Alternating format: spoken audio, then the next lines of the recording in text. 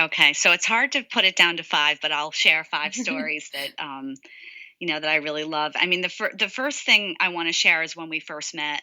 Yeah. When we first met, I had already healed my body, and I was in this sort of, personal growth and healing stage of my life, and I had just learned to really step into my energy and really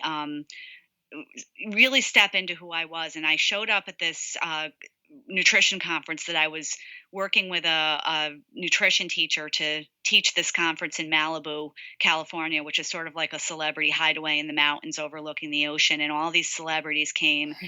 And I'm not a starstruck person, so I didn't really care about that. And I was in the back room getting the goodie bags because, you can't have a celebrity event without goodie bags. So I was putting the goodie bags together, and my friend who was doing the enrollment came running into the room and said, "You'll never guess who's here." And I was like, "You know me, I'm not starstruck." And she said, "It's Louise Hay." And my hand was on my heart, and I said, "The Louise Hay?" And she said, "Yes." And we grabbed each other and started jumping up and down. And to me, it was the most hilarious thing that, Louise doesn't think of herself as a celebrity, but Mm. all those people that were there that were like movie stars and stuff, and we didn't even care about that. All we cared about was Louise Hay was there, and Oh. the woman who's changed our lives. And so I was really excited. And so I went out. We had a 4-day class together, and it was full days. And at one point, I loved Louise right from when I first met her. And at one point she came up to me and she said, "You have a really special light about you." And Oh. she said, "I really want to keep in touch."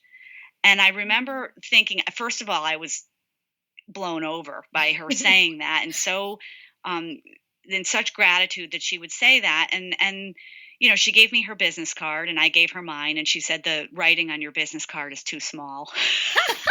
Which is Louise. She's such a great business person. She doesn't say that, but she has all these great business ideas that are so natural and intuitive. And she's like, "You need to get bigger writing on your business card."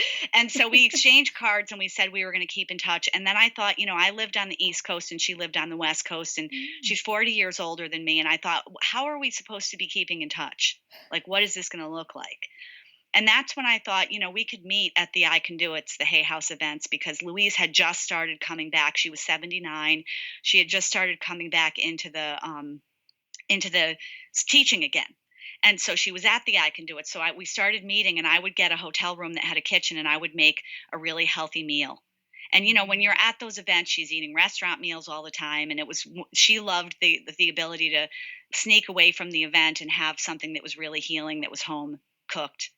So we started doing that several times a year. And then Oh. so that was one of my first great memories. And then the second great memory is, I don't know if I shared this on our last call, but people may have heard this story before, but it's one of my favorites.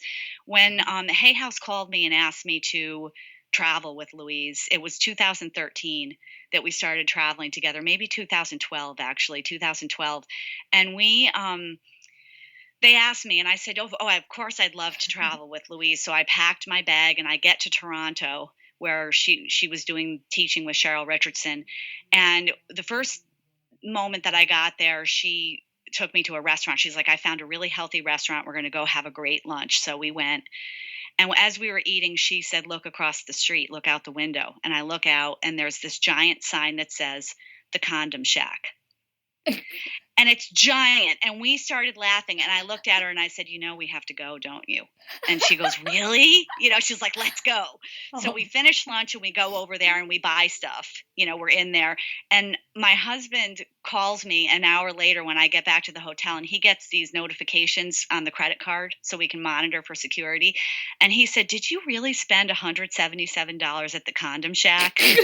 And we started laughing. And of course, at that point, he's thinking, "Go travel with Louise whenever you want," and we just had so much fun. And the next day we were in the lunchroom at the I Can Do It, and she pulled something out of her purse from the Condom Shack, and Robert Holden was sitting with us, and his eyes got big, and he was like, "Where did you get that?" And she said, at this place called the Condom Shack, and I have to go back there because something's wrong, and I have to take this back. And he's like, "You're not going back without me."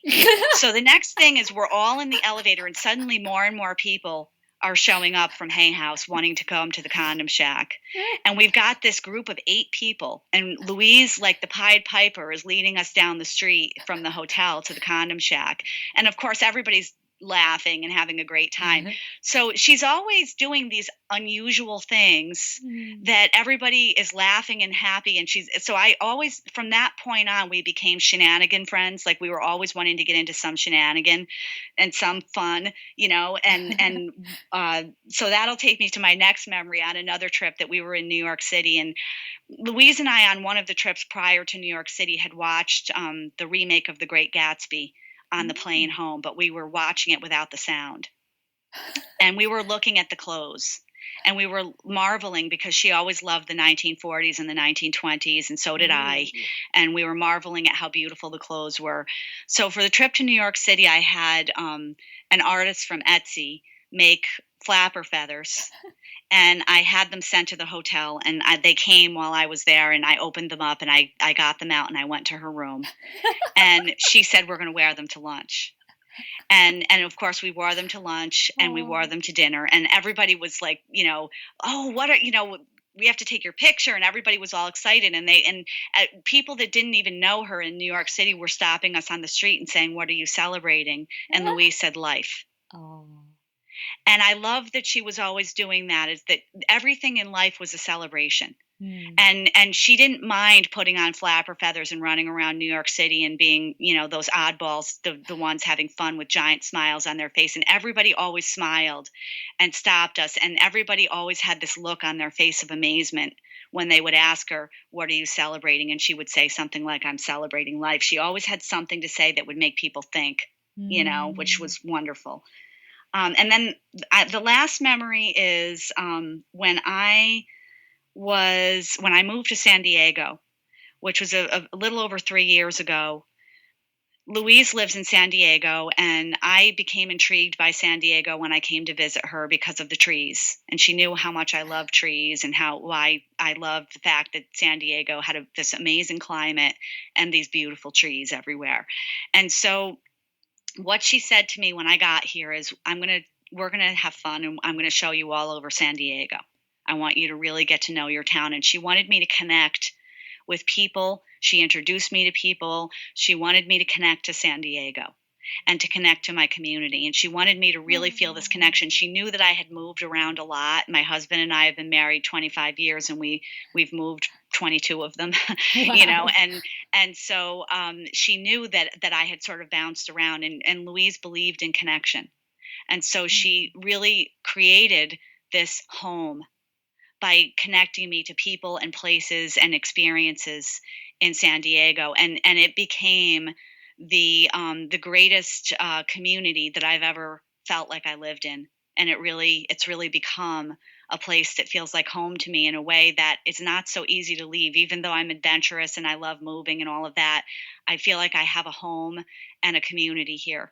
And I really attribute that to her and her knowledge that that's incredibly important, to have a community for your health and for your life.